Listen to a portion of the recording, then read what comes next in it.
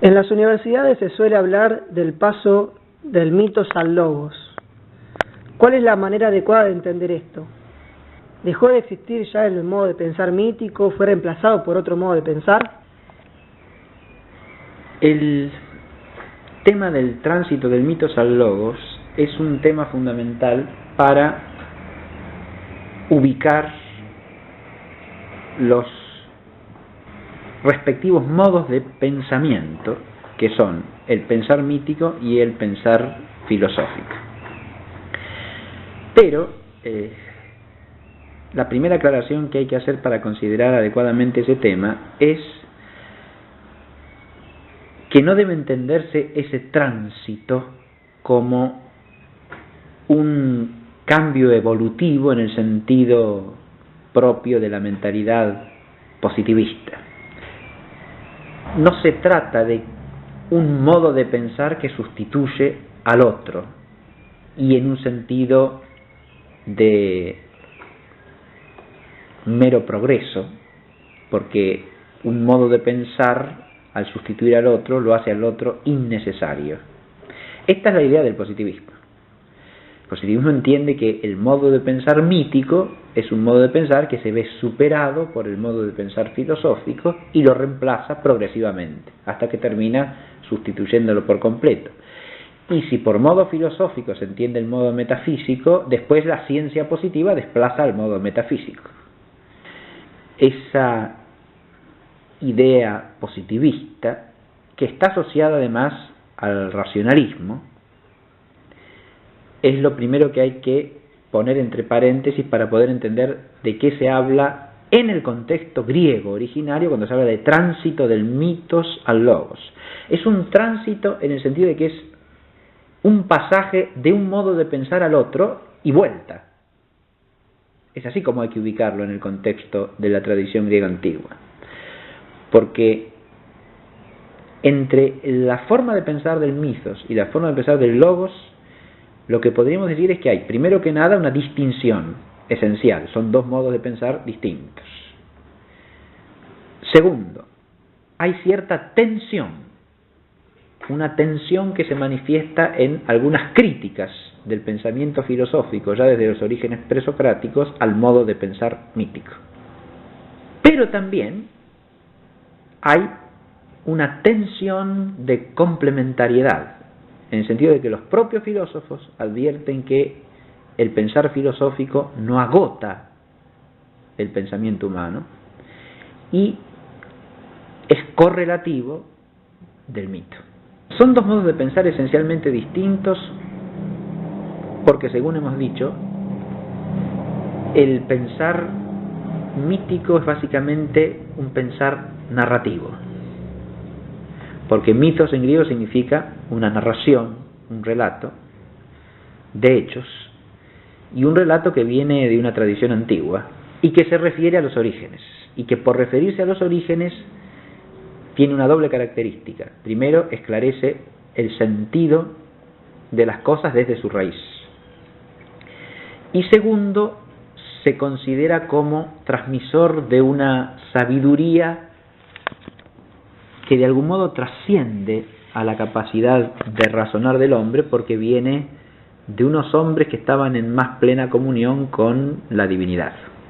Esta es la idea que se asocia en la mente griega al mito. Por lo tanto, cuando se habla de mito, se habla de una instancia de saber en la cual la razón humana se abre a un horizonte que la trasciende. Y eso, para la experiencia y para la tradición griega, significaba remitirse a la sabiduría de los antiguos. El pensar filosófico, en cambio, es el pensar que desde la razón humana busca, y en la medida en que la razón humana tiene la capacidad, logra alcanzar las causas de las cosas. Y las alcanza de manera fundada, es decir, de manera, como hemos dicho, argumentada, pero hay argumento, hay que entenderlo como la posibilidad de exponer el fundamento, de exponer la causa, de exponer el principio en que se fundan las cosas. Son por lo tanto dos modos de pensar distintos. Al ser un pensar narrativo, el mito recurre constantemente al relato, a la historia, a los hechos, y al mismo tiempo a imágenes. Imágenes que en gran medida tienen un carácter metafórico o simbólico y que nunca hay que entender literalmente. En cambio, el pensar filosófico, según la exposición que hicimos, procura ser rigurosamente conceptual, manejarse con nociones inteligibles, lo más precisas y lo mejor definidas que sea posible. Y allí el recurso a la imagen es meramente un recurso didáctico, en todo caso, para explicar un concepto, pero nunca puede sustituir al concepto mismo. Nos movemos, por lo tanto, en dos maneras de pensar distintas, esencialmente distintas. Esa es la primera relación que hay que establecer. La segunda es que el mito y el logos tienen cierta tensión entre sí, porque como son dos modos de pensar distintos, puede originarse una tensión. El caso más claro en la filosofía presocrática es el de Xenófanes de Colofón. Xenófanes de Colofón inicia en la tradición de la filosofía la crítica filosófica de ciertos elementos del mito. Esa crítica no apunta a suprimir el mito, ni mucho menos es una crítica que podríamos llamar totalmente antimítica o en modo alguno antirreligiosa. Por el contrario, es una crítica imbuida de profunda religiosidad, porque la crítica de Xenófanes va dirigida principalmente al antropomorfismo del modo mítico de hablar de los dioses.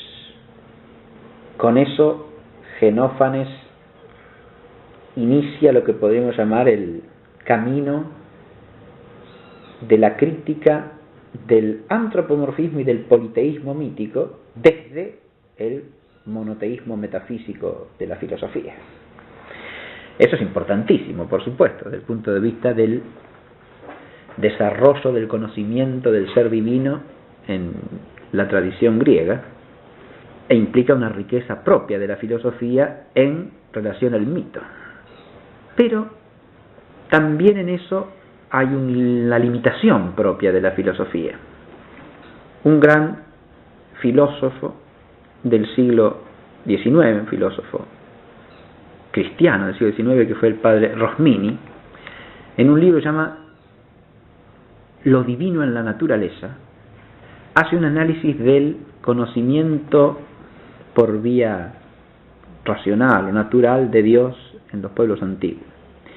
Y él señala una cosa muy interesante, y es que mientras el pensamiento filosófico tiene su lado fuerte en destacar la unicidad del ser divino y su trascendencia respecto de todo lo que es imaginable y representable por el hombre, tiene también un costado negativo, que es presentar una divinidad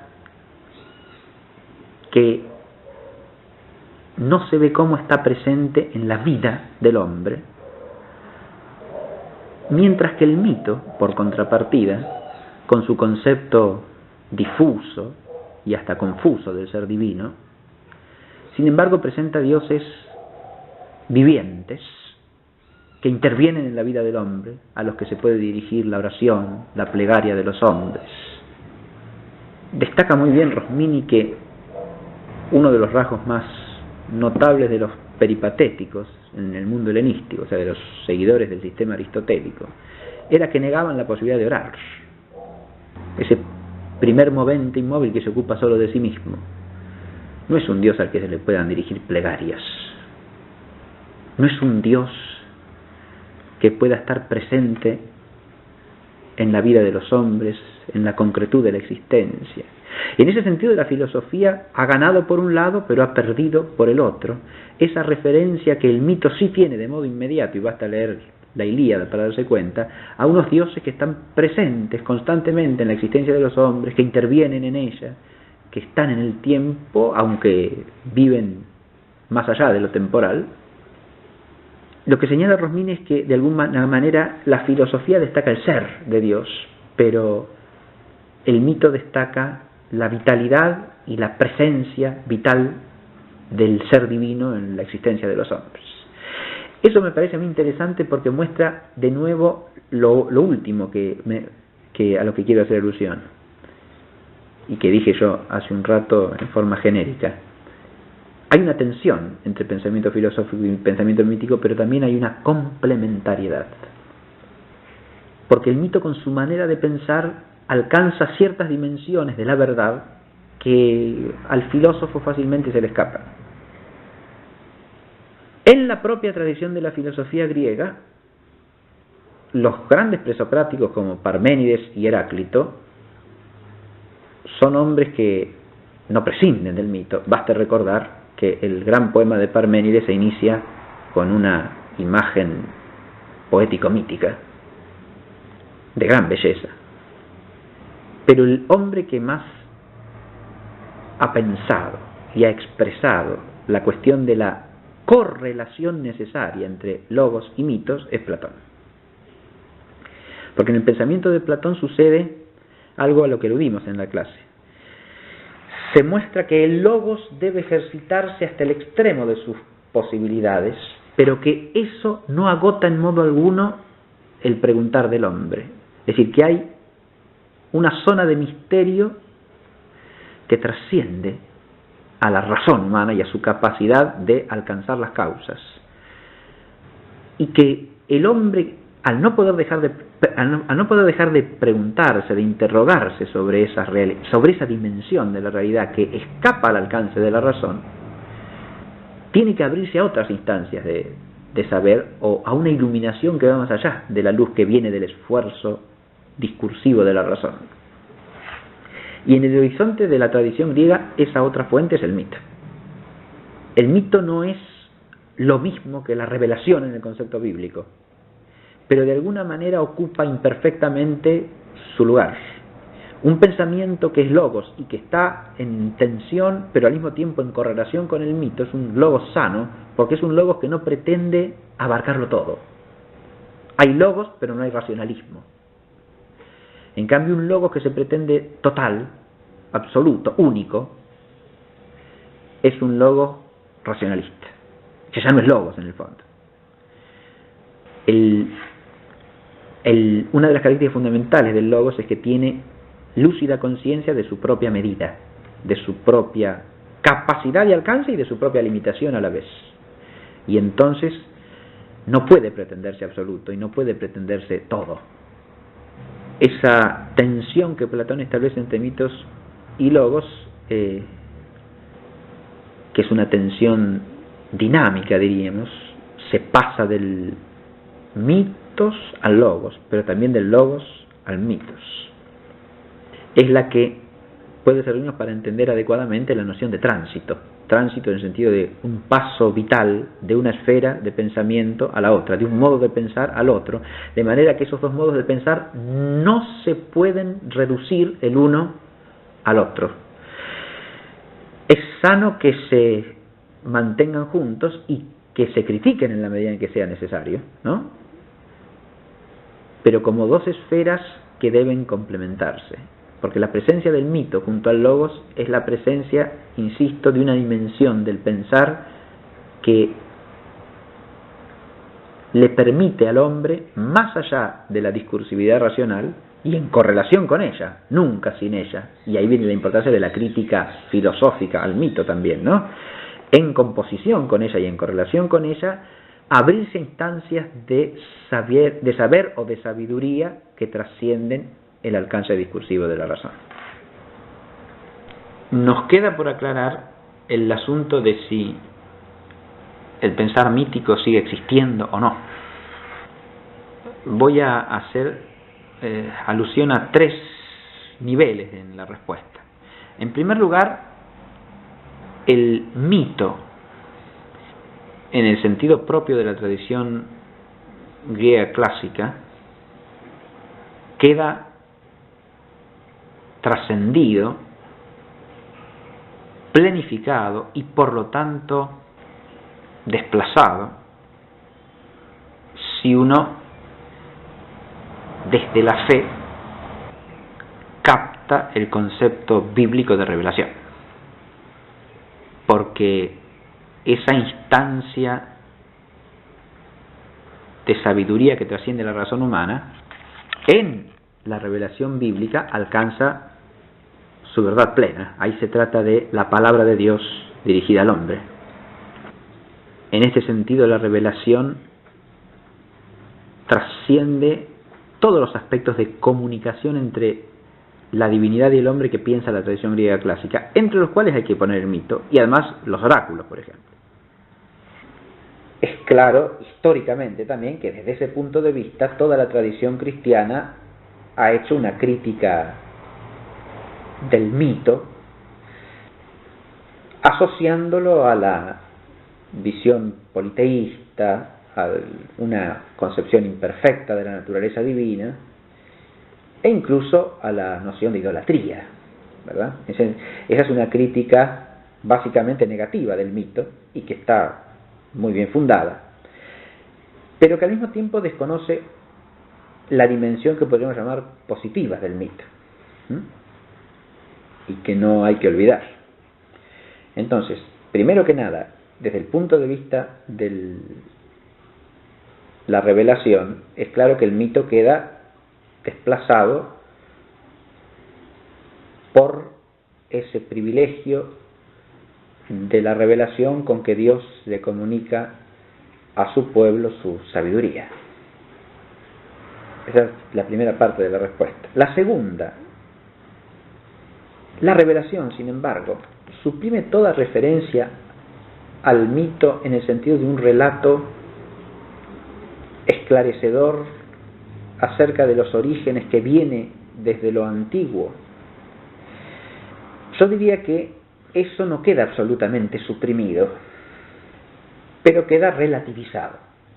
Es decir, lo que el griego antiguo llamaba mito ahora se transforma en lo que podemos llamar tradiciones humanas, sin excluir que esas tradiciones humanas puedan contener algún elemento de conexión con la divinidad. Incluso desde el punto de vista teológico, en ciertas épocas o periodos de la teología ha circulado la idea de una revelación original, que es la revelación adánica, ¿no?, que después se conserva por tradición a lo largo del tiempo en distintos pueblos, ¿no? Sería como una especie de germen original de revelación que se va difundiendo más o menos confusa, ¿no?, en el pensamiento de los pueblos. Pero eso en realidad no hace falta recurrir a esa hipótesis para pensar en que las tradiciones que tienen que ver con los orígenes, en la medida en que no contengan elementos de carácter incompatible con la verdad revelada o con la verdad que se conoce por la razón, forman parte también de un saber humano, ¿no?, aunque propiamente no se lo pueda llamar mito. Pero ese saber tradicional o ese saber por tradición muchas veces esclarece aspectos de la realidad de la vida de los pueblos o de la vida de ciertas instituciones o de las personas, ¿no?, que no se pueden captar de otra manera sino a partir de la tradición. En ese aspecto hay algo del mito también que sigue vivo siempre porque es inherente a la naturaleza humana. Pero insisto que tampoco ahí se podría hablar de mito en sentido propio. En una tercera instancia, la palabra mito suele usarse entre los antropólogos, sociólogos e incluso entre los filósofos también, para referirse a una dimensión propia del hombre.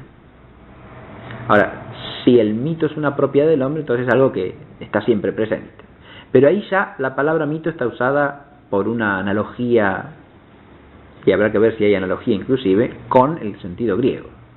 Ahí mito lo que significa es una representación, un conjunto de representaciones que forma parte de la cosmovisión de un pueblo y que centra para ese pueblo lo que podríamos llamar su espiritualidad como motor de la actividad de la vida social, de la vida del hombre en general, ¿no? Este sentido amplio de mito hay que distinguirlo claramente del sentido estricto en que lo hemos usado nosotros para hablar del mito en la tradición griega clásica. Desde el punto de vista histórico, incluso hay que advertir que el mito de la tradición griega clásica ya empieza a perder vigencia y su valor propio, incluso a partir de la época helenística, porque los mitógrafos helenísticos ya toman el mito como un mero lenguaje simbólico al que hay que interpretarlo para darle un sentido, y suele interpretárselo de una manera que no tiene nada que ver con el sentido originario de los mitos. El hablar de mito como una representación que moviliza, que mueve al conjunto de los hombres, que de alguna manera dinamiza la espiritualidad de una sociedad o de una cultura, es una manera de hablar que se puede usar siempre y cuando se aclare que ahí se está hablando de mito en otro sentido. Y si acudimos a este sentido, también parece claro que el mito puede darse en toda instancia histórica, y hoy día también. Pero hay que advertir también que ahí, primero que nada, lo más probable es que no se trate de mitos en el sentido propio, porque no son relatos que vienen por tradición de los antiguos. Son más bien representaciones, a veces construidas arbitrariamente por una ideología, y que establecen una cierta cosmovisión o las bases de una cosmovisión. Y que además, cuando eso irrumpe con fuerza en un contexto de tradición religiosa y cultural cristiana, ese tipo de representaciones suelen aparecer como sucedáneos de la revelación. Es decir, esa revelación que trasciende al mito es rechazada y es sustituida poniendo en su lugar un pseudomito. Esto en gran parte tiene que ver con lo que los antropólogos o sociólogos llaman mito en un sentido lato, aunque también puede referirse simplemente a las cosmovisiones de distintos pueblos de manera históricamente no conectada con la revelación bíblica, ¿no? Entonces, la palabra mito usada antropológicamente es de una gran vaguedad y hay que precisar qué es lo que se quiere decir. Porque si el mito alude simplemente a las bases representativas de una cosmogonía, por ejemplo, de una teogonía en cierta cultura, ¿no?, está usada meramente por analogía con lo griego, y habrá que ver hasta qué punto en las distintas culturas eso hay que entenderlo como mito o hay que entenderlo de otra manera.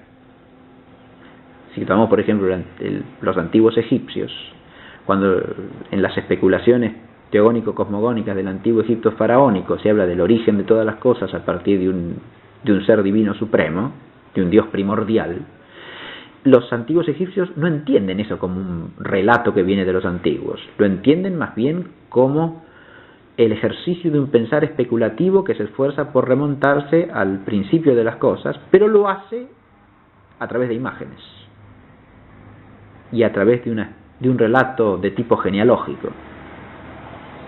Eso tiene puntos de contacto con la tradición mítica griega, pero no es lo mismo. Y eso hay que estudiarlo para cada tradición cultural en particular. Entonces, en las culturas en general puede existir el mito o lo mítico en este sentido que decimos, ¿no?, como reflexión sobre los orígenes, a la que se responde con una suerte de relato genealógico o con unas representaciones acerca de cómo ha tenido su origen el cosmos. Pero todo eso, que se puede llamar mito, es lo que podríamos llamar la reflexión sobre los orígenes en las distintas culturas. E insisto, en cada una habrá que estudiar cómo se entiende que eso llega al hombre o cómo el hombre llega a eso. No hay por qué presuponer que eso significa lo mismo que el mito para los griegos. Eso existe en muchas culturas hasta el día de hoy. Es absolutamente superficial pensar que eso queda desplazado por la ciencia acerca del universo físico, por ejemplo, porque el saber que es ciencia o filosofía sobre el universo físico no reemplaza eso. Es otra manera de entender la realidad y es una manera que no nos dice, en el fondo, cuál es el origen último de la realidad. Nos permite entender hasta cierto punto cómo está constituida la realidad física, pero no de dónde viene originalmente. No se puede confundir una hipótesis físico-matemática cosmogónica, que en todo caso lo que explica es cómo un estado del universo físico procede a partir de otro estado anterior, con un relato cosmogónico al modo de las especulaciones egipcias, por ejemplo, porque ahí no se trata de explicar un estado físico a partir de otro estado físico por una hipótesis físico-matemática. Se trata de remontarse a un origen trascendente de la realidad física. Y en ese sentido el pensar mítico está más próximo al pensar metafísico que el pensar de una física matemática, porque se mueven en órdenes de abstracción distintos. Solo que el pensar mítico lo hace desde una vertiente representativa o imaginaria, mientras que el pensar metafísico lo hace de una manera rigurosamente conceptual. Este pensar, que podría llamarse mítico, no hay que confundirlo tampoco con el pseudomito al que he hecho alusión hace un momento, que es una representación ideológicamente construida que viene a sustituir a la revelación.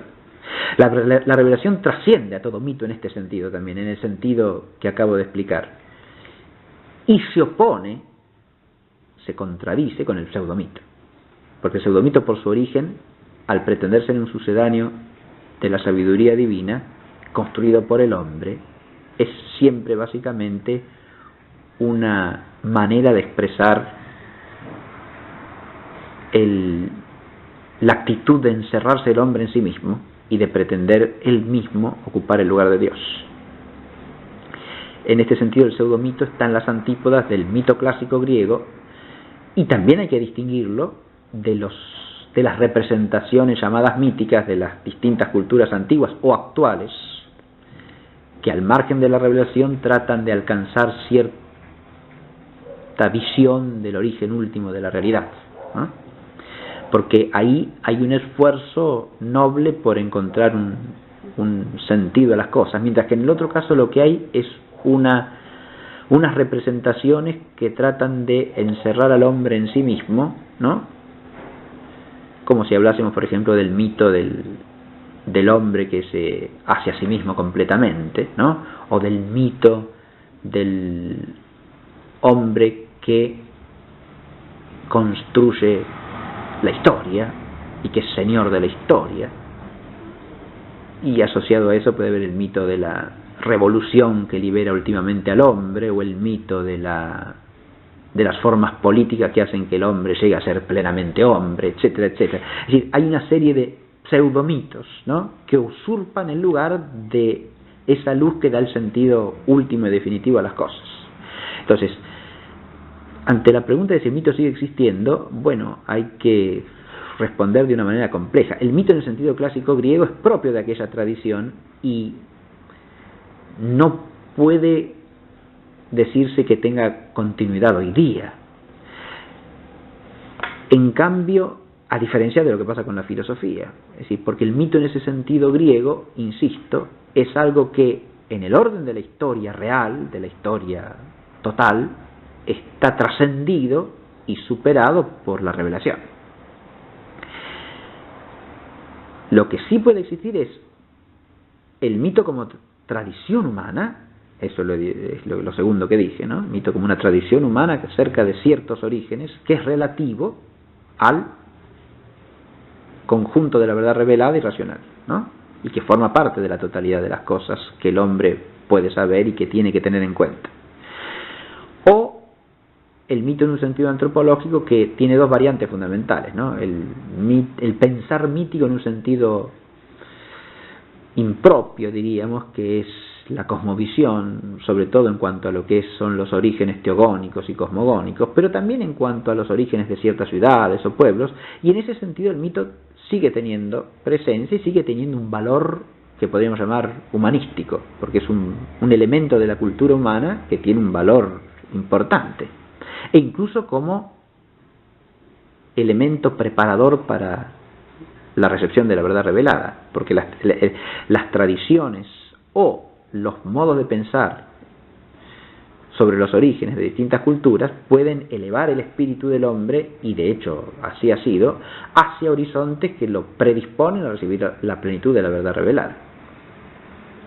Y por otro lado, la otra variante, en cambio, es antagónica, porque es el pseudomito, y el pseudomito es más bien un pensamiento que pretende usurpar el lugar de la revelación.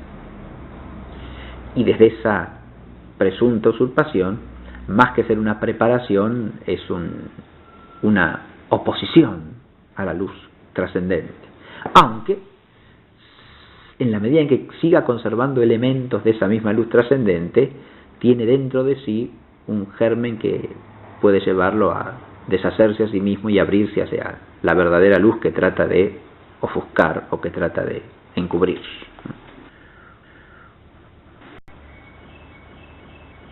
En las universidades se suele hablar del paso del mitos al logos. ¿Cuál es la manera adecuada de entender esto?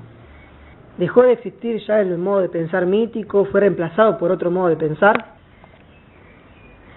El tema del tránsito del mitos al logos es un tema fundamental para ubicar los respectivos modos de pensamiento, que son el pensar mítico y el pensar filosófico.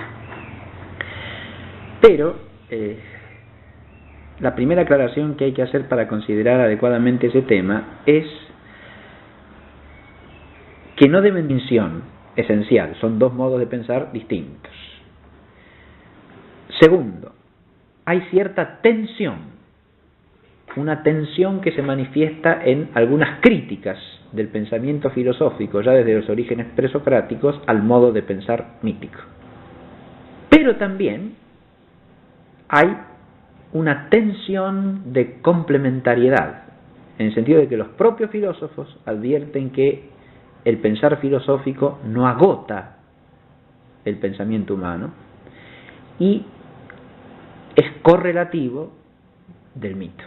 Son dos modos de pensar esencialmente distintos porque, según hemos dicho, el pensar mítico es básicamente un pensar narrativo, porque mitos en griego significa una narración, un relato de hechos, y un relato que viene de una tradición antigua y que se refiere a los orígenes, y que por referirse a los orígenes tiene una doble característica. Primero, esclarece el sentido de las cosas desde su raíz. Y segundo, se considera como transmisor de una sabiduría que de algún modo trasciende a la capacidad de razonar del hombre, porque viene de unos hombres que estaban en más plena comunión con la divinidad. Esta es la idea que se asocia filosófico, se entiende el modo metafísico, después la ciencia positiva desplaza al modo metafísico.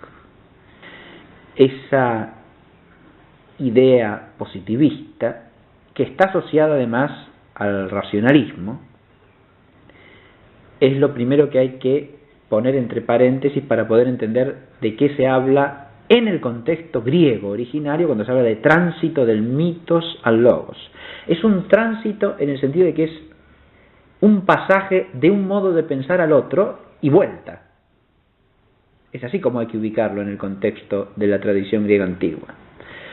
Porque entre la forma de pensar del mitos y la forma de pensar del logos, lo que podríamos decir es que hay, primero que nada, una entenderse ese tránsito como un cambio evolutivo en el sentido propio de la mentalidad positivista. No se trata de un modo de pensar que sustituye al otro y en un sentido de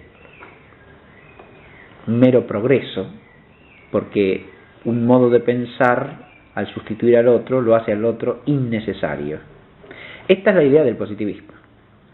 El positivismo entiende que el modo de pensar mítico es un modo de pensar que se ve superado por el modo de pensar filosófico y lo reemplaza progresivamente, hasta que termina sustituyéndolo por completo. Y si por modo filosófico